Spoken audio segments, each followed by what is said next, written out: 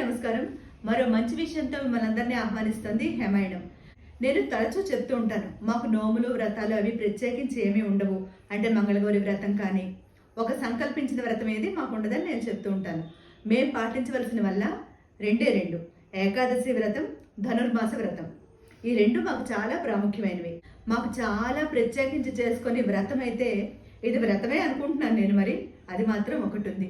ఏంటంటే మనకి రేపు 9వ తారీఖున రాబోతోంది కదా పుష్యమాసంలో అమావాస్య.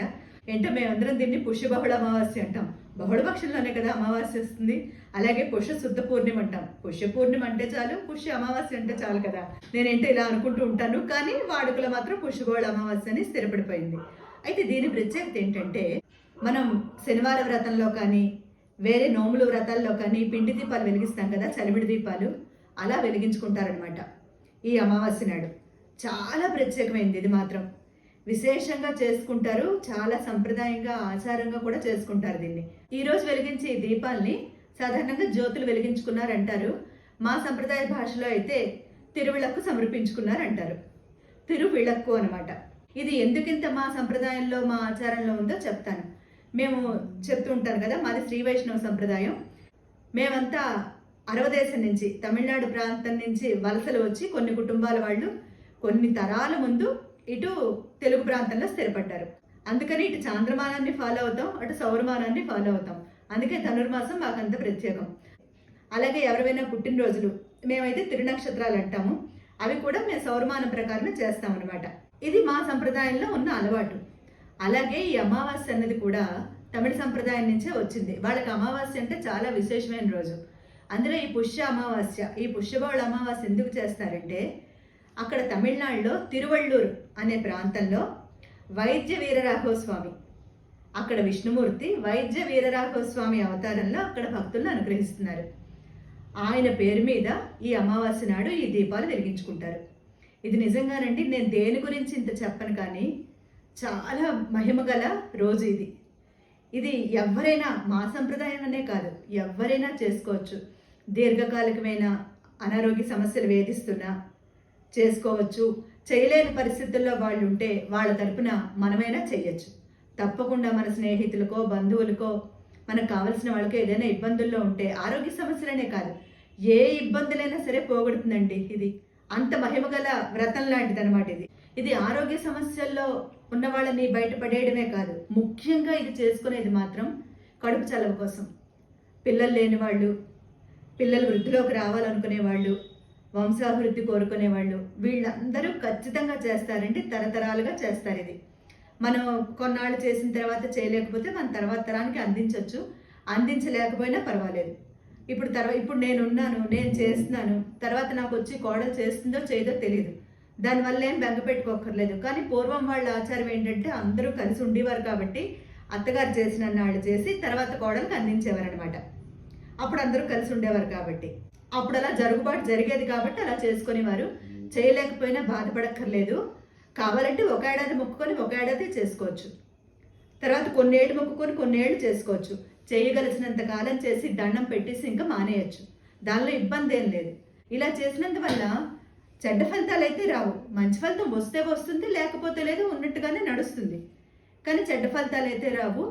చాలా పిల్లల అభివృద్ధి కోసం తప్పకుండా చేసుకొని తీరవలసిన వ్రతం. అయితే ఏంటంటే, మనం పిండి, పంచదార, బెల్లం రెండింటితోటి పెడతారు కొందరు. వరిపిండి పంచదార కలిపి కొన్ని జ్యోతులు వెలిగిస్తారు. వరిపిండి బెల్లం, ఇందులో నెయ్యి కూడా కలుపుతారు అనుకోండి. తెలుసు కదా దీపాలు ఎలా పెడతారు.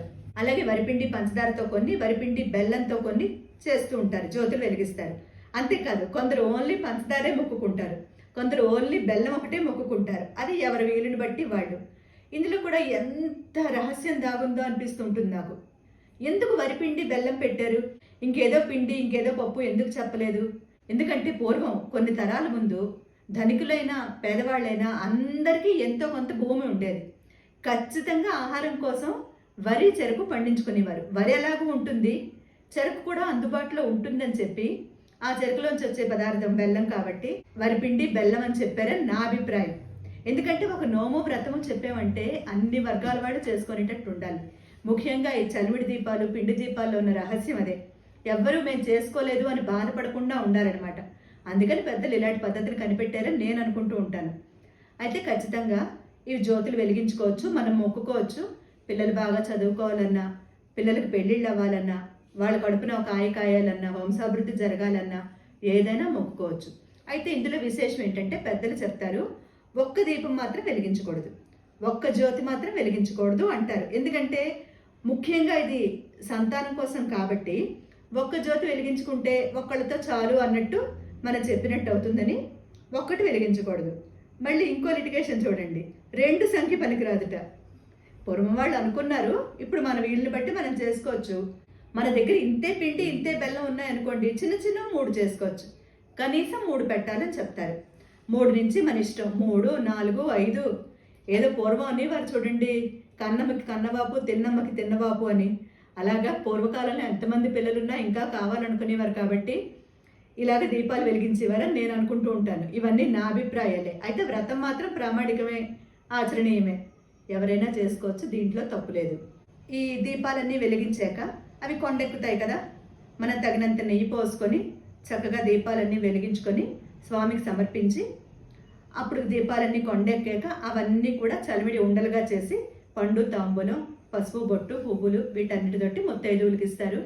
ఇంకో విషయం, ఇది ఎవరైనా చేసుకోవచ్చు, ఒక కోరిక కోరుకొని మొక్కుకోవడమే ప్రధానం. ముత్తైదువులు, వితంతువులు, మగవాళ్ళు ఉద్యోగం కావాలనుకున్నా ఏమనుకున్నా ఎవరైనా చేసుకోవచ్చు.